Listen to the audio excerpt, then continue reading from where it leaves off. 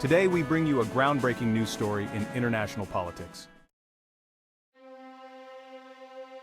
The United States and several other countries participated on Thursday in an extraordinary exchange of 24 prisoners, the largest of its kind since the Cold War, with President Joe Biden directly involved, the White House said Thursday. The exchange allows 2 American citizens unjustly detained by Moscow, the Wall Street Journal journalist Evan Gershkovich and former U.S. Marine Paul Whelan, to return home. Shortly before noon on Thursday, Gershkovich and Whelan were released and were heading back to the United States, Secretary of State Antony Blinken said. The multi-party agreement is the product of months of detailed and painstaking negotiations, said National Security Advisor Jake Sullivan. Some of these men and women have been unjustly detained for years. All have endured unimaginable suffering and uncertainty. Today their agony is over, Biden said in a statement.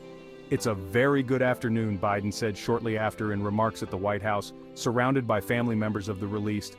A few moments ago, the families and I were able to speak with them by phone from the Oval Office. They are out of Russia. When a journalist asked what he had told them, Biden smiled and responded, I said, welcome almost home.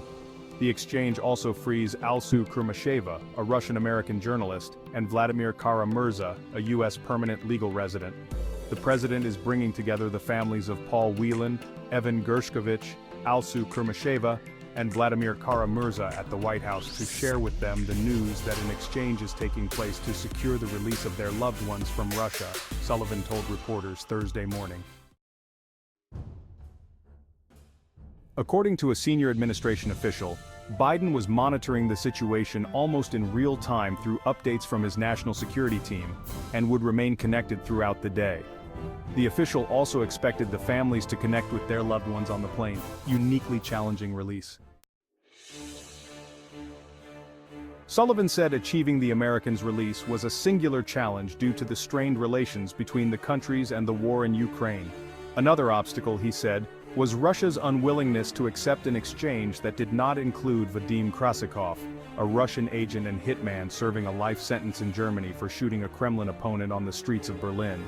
That required extensive diplomatic engagement with our German counterparts, starting with the president himself, who worked on this matter directly with Chancellor Scholz. We are deeply grateful to Germany for their cooperation, Sullivan said. Gershkovich, 32, was arrested by Russian authorities in March 2023 for espionage, a charge he and U.S. officials vehemently deny, and President Biden said Gershkovich was targeted for being a journalist and an American. After an unusually swift trial held behind closed doors, Gershkovich was found guilty and sentenced to 16 years in a high-security penal colony.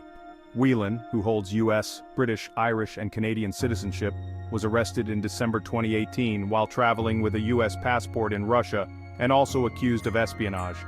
Both the Biden and Trump administrations denied the accusation against Whelan.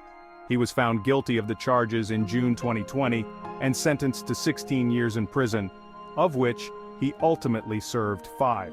Kurmasheva, a U.S. and Russian citizen, was arrested by Russian authorities in 2023 for failing to register as a foreign agent. Kara-Muza was serving a 25-year sentence for criticizing the war in Ukraine. As part of the exchange, Russia also agreed to release a dozen German citizens held as political prisoners. A senior administration official said that even the day he announced he would not seek re-election, President Biden was on the phone working to secure this deal. The hour before he made that statement, literally an hour before he made that statement, he was on the phone with his Slovenian counterpart, urging them to finalize arrangements and bring this deal to fruition, the official said. This exchange is no coincidence. It really is the result of great leadership by President Biden and the strength of relationships, said the senior administration official. A senior administration official says that despite this significant deal, there should be no expectations of an improvement in U.S.-Russia relations going forward. This official said the administration has shown it can hold Russia accountable for its aggression on the world stage, while simultaneously compartmentalizing the work to secure the release of unjustly detained Americans. I would caution and advise anyone to be cautious in assuming from this that this is some sort of breakthrough in the relationship and portends a certain détente with Russia or a relaxation of tensions in our relationship. This official said that Russia's ongoing war against Ukraine, pressure on NATO allies across Europe, and the burgeoning defense relationship Putin is forming with China, North Korea, and Iran are cause for great concern, the official said. We will not see a change in policy from President Biden and his administration in addressing Putin's aggression, the official said. The three prisoners delivered by the U.S. are Roman Seleznev, Vladislav Klyushin, and Vadim Konoshenak. Seleznev, the son of a Russian legislator, was found guilty by a U.S. federal court in Washington state of conducting a cyber scheme targeting thousands of U.S. businesses, causing losses of $169 million. In 2017, he was sentenced to 27 years in prison. That same year, Seleznev pleaded guilty to participating in an organized crime scheme in Nevada and conspiracy to commit bank fraud in Georgia, receiving a 14-year prison sentence for each, to be served concurrently with the Washington sentence.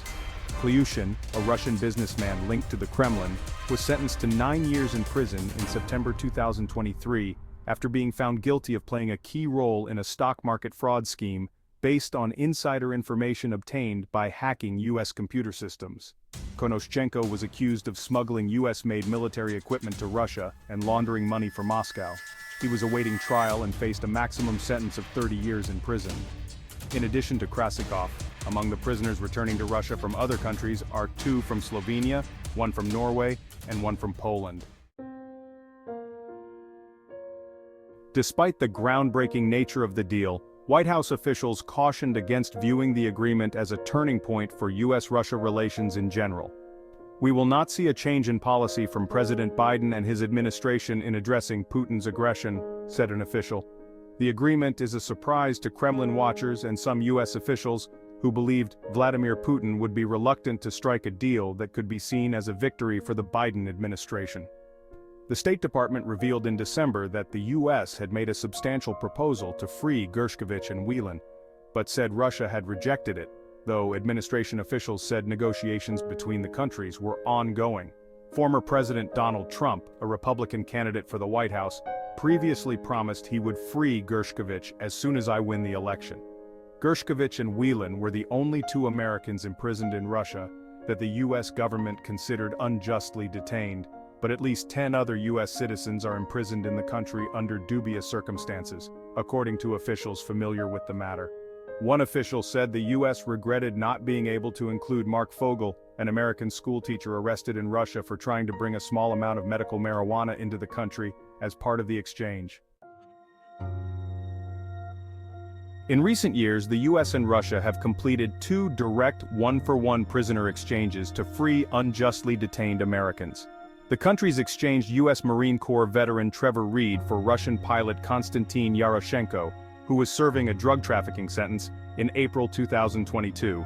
In December of the same year, Russia released WNBA basketball player Brittany Griner in exchange for the release of Victor Bout, an arms dealer known as the Merchant of Death.